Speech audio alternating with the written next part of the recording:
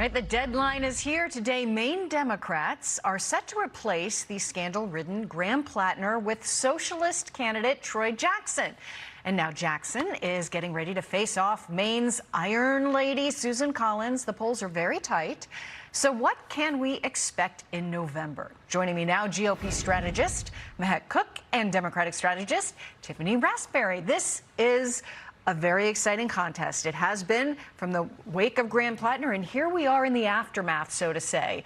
Mehek, I want to start with you. The Democrats are in an awkward position. They're picking a new candidate. It looks like it's going to be this gentleman, Troy Jackson, who has, the bona fides of a real working class background, but also he's a bit of a political insider. Long career in politics.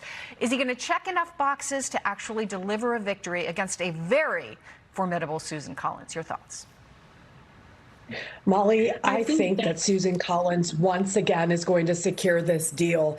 At the end of the day, you saw Maine Democrats, over 156,000 voters came out and voted for Graham Plattner. And in good old Democrat fashion, we are seeing a massive replacement.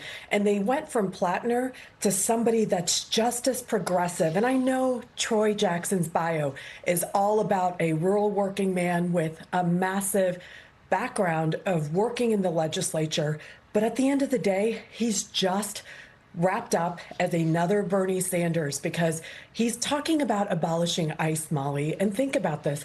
Pew just came out with another poll that said 97% of Americans want to deport illegal immigrants. How do you do that when you're getting rid of ICE? I mean, these are just common sense, basic questions that these extreme socialists are pushing. And this, of course, a very sensitive topic right now and a big topic in Maine because of the recent shooting involving ICE there in that state. So it's one of the topics that's top of mind. Tiffany, I want to give you a chance here to talk about perhaps some of the pluses the Democrats have. As disastrous as this initial run with Graham Plattner was, they were an ex-caucus state. They used to have a caucus. They have a ground game. They're going to come out of this with as much energy as they can muster. Do you think that Troy Jackson can pull this together for the Democrats? Do they stand a chance against someone who has won consistently time after time after time? I think what I saw this morning, I watched a little bit of the nominating convention, was a very unified Democratic Party. I believe that the Democrats of Maine wanted change, and that is what led to the rise of Graham Plattner. The people were starting a movement, and the movement was not necessarily defined by Plattner. It was defined by individuals that wanted change. And I believe that that is what will carry Troy Jackson through in the midterm elections. Yeah, he is promising to carry that progressive label for sure. Tiffany, I'll give you the first bite on this one. The latest Fox News power rankings. Democrats have the edge in the generic House ballot, but there's redistricting, and that's keeping Republicans in the game. The control of the Senate appears to be, really a coin flip at this point in time as we talk about this high, very focused Senate race. A good night for either side could result in, 52 seats. Mehek, we're a couple months until November. We'll get your thoughts on what you think of it, but Tiffany, your first thoughts. Thank you. I think that the Democrats stand a very good chance of winning big in November. Americans are largely disappointed at the direction that this country is taking. Every day at the grocery store, people are overwhelmed by the rising cost of food, the rising cost of gas, the unattainable cost of housing in America.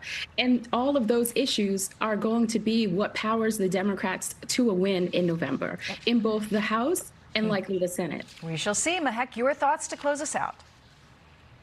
Well, Republicans have a massive opportunity. They've already delivered on affordability when they passed the big, beautiful bill under President Trump's leadership.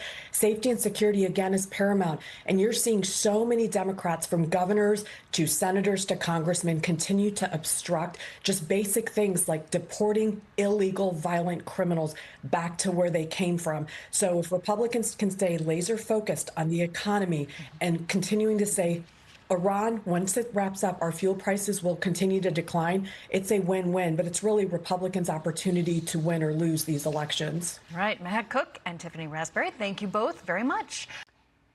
Be sure to like and subscribe for all the Fox News latest on YouTube and catch full shows streaming now on Fox One.